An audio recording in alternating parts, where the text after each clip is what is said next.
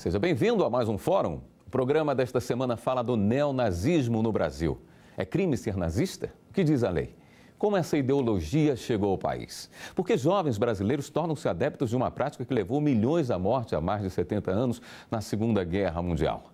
Fique com a gente, o Fórum está no ar. Nordestino não é brasileiro? É brasileiro. Este é um grupo paulista. Os jovens não passam de 30 anos. Dizem ser da pura raça branca. Odeiam negros, homossexuais, nordestinos. O conceito de ódio aos judeus, pregado por Hitler, foi adaptado ao Brasil. Mas ainda há algo em comum: o ódio pelo ódio. Quem não é igual a eles pode ser espancado até a morte nas ruas da maior cidade do país. Esta é apenas uma célula. Há grupos de neonazistas em vários estados, principalmente na região sul. Neo quer dizer novo, portanto, o neonazismo é o novo nazismo. Aliás, essa ideologia foi encerrada como forma de governo, de política de governo, com a Segunda Guerra Mundial, mas ainda mantém admiradores e seguidores em todo o mundo. A ação de grupos neonazistas aqui no Brasil é o tema do Fórum de hoje. Para debatermos o assunto, estão aqui no estúdio o Procurador Federal Cídio Mesquita Júnior e o pós-doutor em Educação e historiador Sidney Aguilar Filho. Muito obrigado pela presença dos senhores aqui. Ser simpatizante do nazismo é crime hoje no Brasil? O ser simpatizante por si só não é crime. O que pode ser crime é o induzir, o recrutar e as ações de violência que são comuns, né? Mas ser simpatizante por si só, não. O que pode é exteriorizar isso. E aí sim haverá um crime. Aí seria apologia. Nós teríamos uma incitação ao crime, ao crime de racismo, que está previsto na Lei 7.716, que é de janeiro de 1989, que foi alterada em 1997, trazendo, inclusive, essa incitação que é muito comum via rede mundial de computadores. Sem dúvida nenhuma, uma prática que existe no Brasil, e essa prática de ficar buscando novos seguidores, essa sim é crime. Sidney, vamos tentar entender algo que talvez seja muito complicado de se explicar. Por que essa ideologia, esses pensamentos que vêm lá dos anos 30, 40, chegaram no Brasil, inclusive dentro de uma legalidade, por que isso ainda atrai jovens que estão, muitos deles, à parte do que era pregado como o ideal pelo nazismo? Bom, primeiro nós estamos diante de uma cultura profundamente racista. Os indicadores das pesquisas científicas mostram que, quando indagado a população no cotidiano brasileiro, quem tem a percepção de que a sociedade brasileira é preconceituosa, é racista, bom, mais de 95% afirmam que somos um povo racista. Em contrapartida, quando indagados, você é racista, individualmente falando, apenas 1,5% da população se considera racista. Então, nós somos um país extremamente preconceituoso, extremamente racista, mas um país da negação. Um país que não se reconhece como tal, uma cultura que não se reconhece como tal. O que nos espanta e nos choca nestes grupos é que eles falam abertamente sobre isso, não é? Às vezes até mascarados, como vimos, mas falam abertamente sobre isso. E na cultura brasileira, isto é estranho. No Brasil, o comum é o racista e o preconceituoso viver silenciado.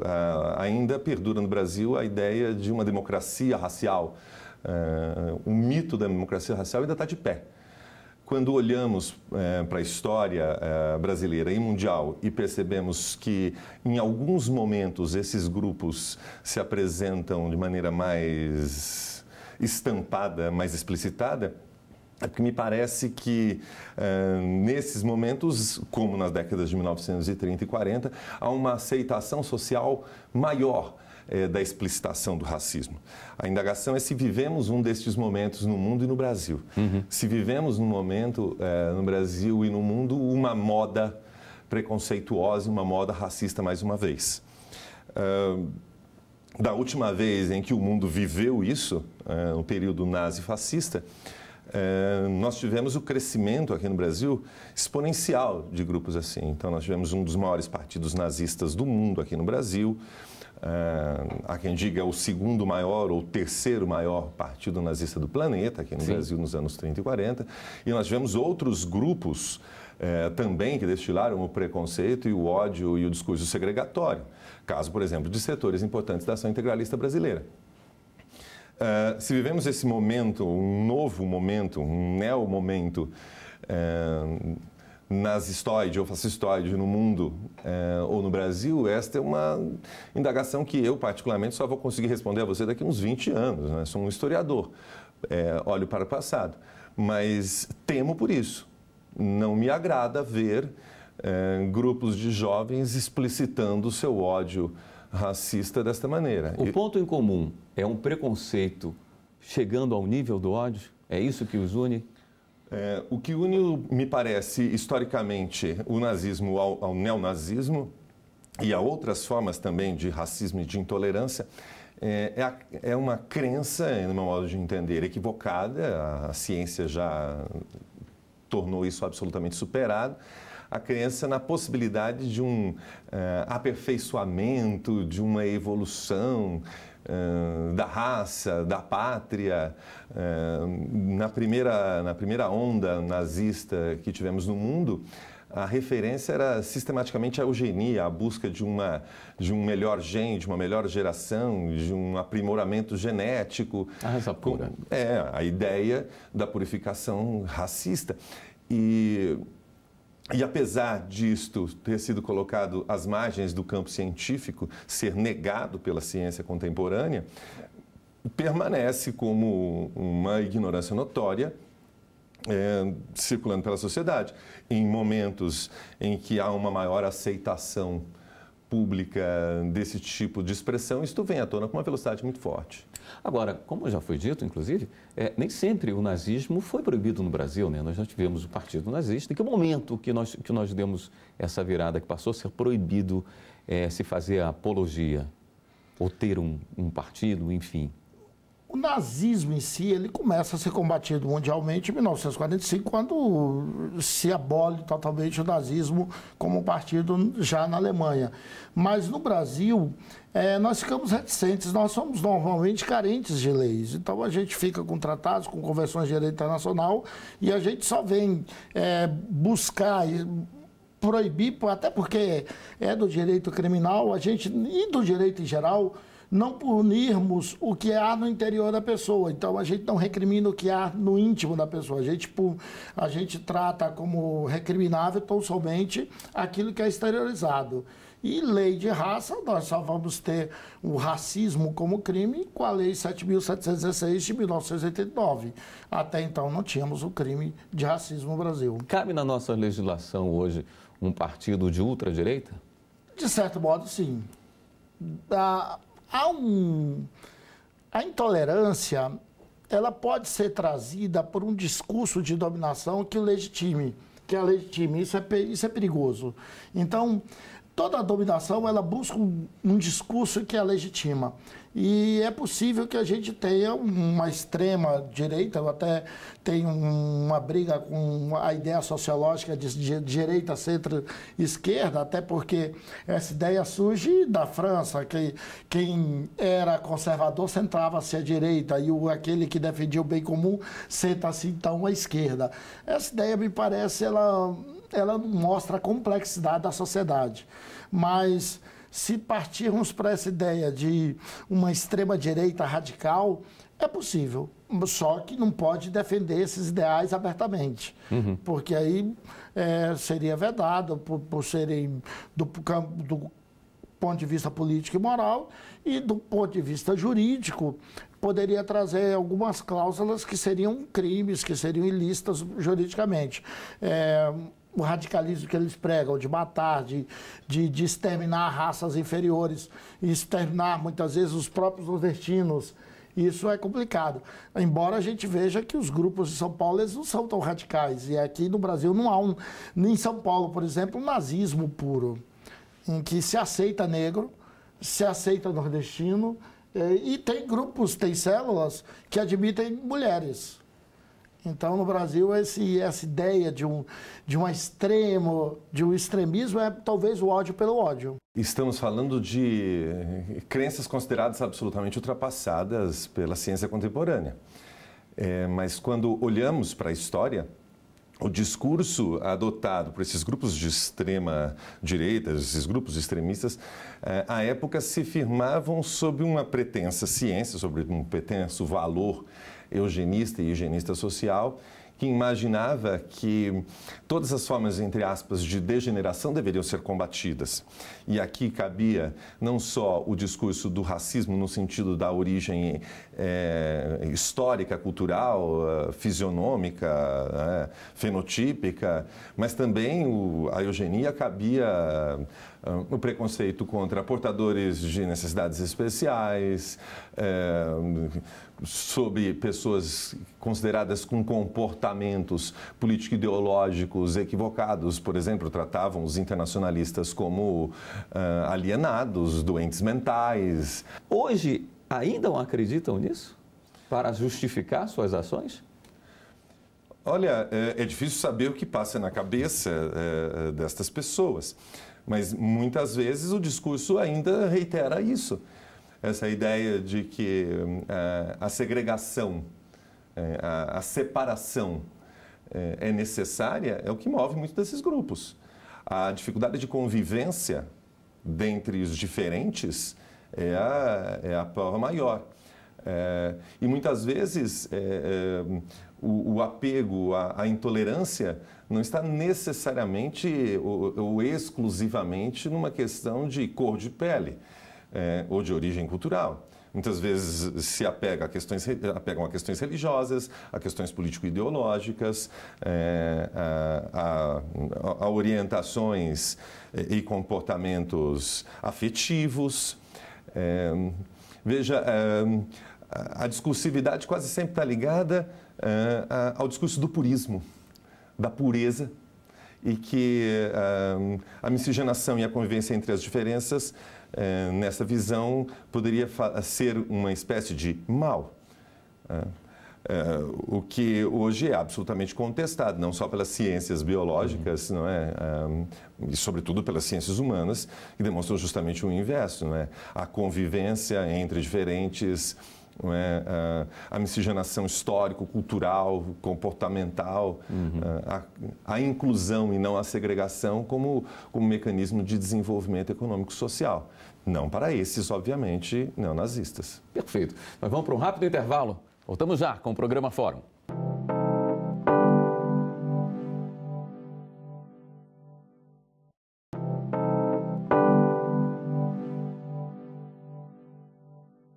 Estamos de volta com o Fórum. O assunto de hoje é o neonazismo brasileiro. Doutor, existem alguns crimes cometidos por alguns desses grupos. Logicamente, crimes aqui no Brasil. Mas o estudo do nazismo, a aquisição de livros, ou mesmo, não sei, talvez a utilização de uma suástica, isso seria crime também? Em que momento que a pessoa que tem uma simpatia passa a ser um criminoso pela nossa legislação? Somente quando exterioriza a intolerância, somente quando busca recrutar pessoas para o racismo, para a intolerância. Aí, olha, você será um neonazista, você não tolerará negros, você não tolerará judeu, não aceitará nordestino, o homofóbico. A partir do momento que você exterioriza isso, você já pratica a incitação ao crime, artigo 286 do Código Penal, e ainda nós temos na Lei 7.716, de 1989, o artigo 20, que trata como crime com pena mais grave do que o artigo 286 do Código Penal. Enquanto que no Código Penal é uma infração criminal de menor potencial ofensivo, a pena pode chegar a 3 anos de reclusão na Lei Antirracismo do Brasil, que é a 7.716. A Justiça do Rio de Janeiro proibiu a publicação do livro Minha Luta, do Hitler. Haveria um equívoco aí? Olha, há uma discussão muito forte se pode proibir a difusão da história e da cultura, se a liberdade de expressão poderia ser afetada nessa ideia. O fato é que o livro ele existe disponível. Esse é o grande problema daqueles que defendem que o livro pode ser difundido porque ele existe livremente na rede mundial de computadores. Mesmo que sirva de material de propaganda? Mas ele não pode servir de material de propaganda, mas a pretensão da editora, segundo ela, não era isso, era simplesmente resgatar a história. O livro tem mais de 70 anos, está no domínio comum, e aí ela resolveu publicar. O livro, ele está aí para ser vendido, eu tenho ele em PDF. É um livro que você pode ler e aceitar ou não aceitar. É uma ideia de Hitler de 1923, 1924. Ele escreveu o livro em 1924, quando estava preso. Então, há uma intolerância, sim, isso é próprio do nazismo. Mas será que ler o livro vai te tornar nazista? Entendo eu que tem o risco de pessoas mal preparadas se deixarem convencer. Mas, por si só, não podemos entender que é um crime. De uma forma geral, pelo que o senhor tem acompanhado, as pessoas que estão envolvidas nesses grupos neonazistas, elas têm um conhecimento profundo da história, de quem foi Hitler, quando isso aconteceu, o que gerou, ou muitos entram pelo desejo de rebeldia? Olha, se for um desejo de rebeldia, então precisam rever-se os conceitos sobre rebeldia. Afinal de contas, estamos falando de uma ideologia profundamente conservadora, autoritária. Não há rebeldia nisso, né? Muito pelo contrário. O autoritarismo e a segregação é um discurso conservador e retrógrado de décadas atrás, de séculos atrás. Acerca da ignorância da história, eu só posso falar hipoteticamente. Insisto, não sei como pensam essas pessoas, o que elas têm dentro de suas cabeças. Mas existe um desconhecimento social, coletivo, muito grande sobre a história brasileira e seus envolvimentos com o nazifascismo ao longo dos anos 30 e 40. Até muito pouco tempo atrás, pelo menos até o fim dos 80, começo dos anos 90, era praticamente um tabu lidar com esta relação do Brasil da era Vargas com as ideologias nazifascistas. Sobre o desconhecimento das consequências do nazismo em escala mundial, sobretudo do Holocausto de judeus e de ciganos, é muito conhecido no mundo.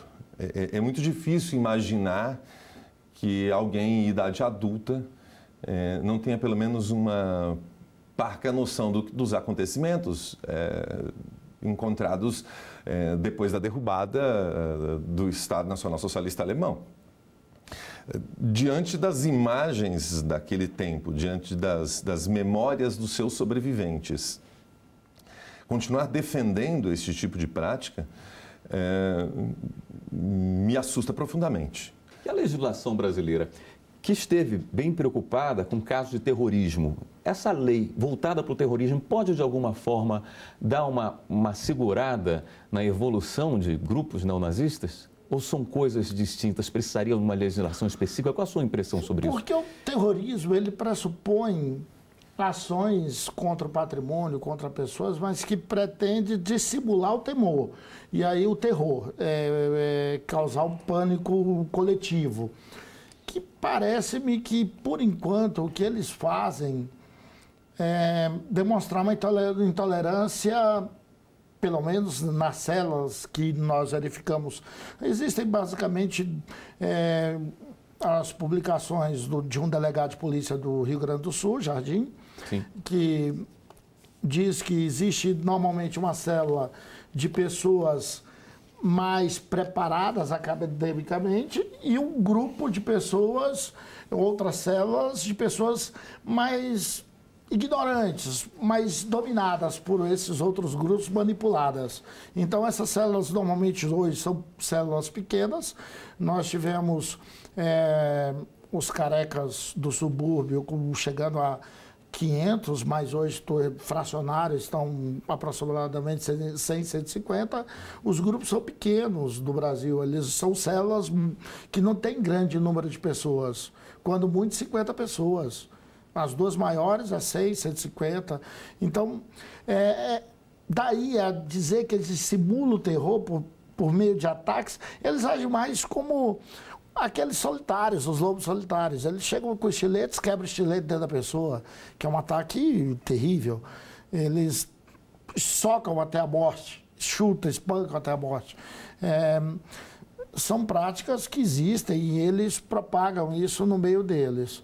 Isso, por si só, não chega a ser um terrorismo, enquanto ao tipo da lei. Eles não pretendem, talvez, propagar um terror contra todos os homossexuais, enquanto eles são fracos. Eles primeiro pretendem encontrar, digamos, simpatizantes. Depois, quem sabe, eles partem para o terror. Aí a gente teria o tipo. O senhor diria que hoje a atmosfera no Brasil facilita o surgimento, acelera o aparecimento de grupos neonazistas? Vivemos um momento, mundialmente falando, propenso à intolerância. Então, quando olhamos o mundo, a humanidade nestes últimos anos, precisamos reconhecer que há um crescimento sistemático dos grupos de intolerância religiosa, comportamental, político-ideológica, movimentos xenofóbicos. Muito impulsionado pela economia. Em parte pela crise econômica, em parte por guerras, movimentos migratórios. E a conhecer a história, quando globalmente nós temos momentos como esse, também no Brasil isso se amplia. E há uma tendência forte de que crise econômico-social associada à intolerância e ao extremismo político-ideológico religioso, um caldeirão quentíssimo e propenso à multiplicação destes grupos. O senhor citou o delegado gaúcho, Paulo César Jardim, ele diz que o neonazismo hoje tem um formato de grupos paramilitares. O que diz a nossa legislação a respeito disso aí? Olha, como podemos tratar, se por acaso ficar caracterizado como um grupo paramilitar? A Constituição Federal, ela trata como imprescritível e insuscetível de benefícios a ação de grupos armados contra o Estado Democrático Brasileiro. Mas a simples organização de grupos paramilitares pode levar aí uma associação criminosa ou, quem sabe, a organização criminosa. Mas eu teria que ter um crime para poder falar em organização criminosa, um crime que ele estivesse propondo de homicídio ou que a pena prevista fosse de 4 anos ou mais, reclusão 4 anos ou mais, superior a 4 anos. Porque se a pena for até 3 anos, que é o caso de recrutamento de pessoas para o neonazismo, não caracterizaria uma organização criminosa. Poderíamos até pensar em uma associação criminosa, para incitação ao crime, etc. Mas eu só posso pensar em uma organização criminosa dos termos da Lei 12.850, se eles estiverem se preparando para a prática de crimes cuja pena máxima combinada sejam de reclusão superiores a 4 anos. Muito bem, muito obrigado pela presença dos senhores aqui no Fórum. Nós agradecemos a presença do Procurador Federal Cídio Mesquita Júnior e do pós-doutor em Educação e historiador Sidney Aguilar Filho. O Fórum de hoje se encerra, mas você pode acessar o site da TV Justiça para ver este e outros programas, tvjustiça.jus.br. Até o próximo programa.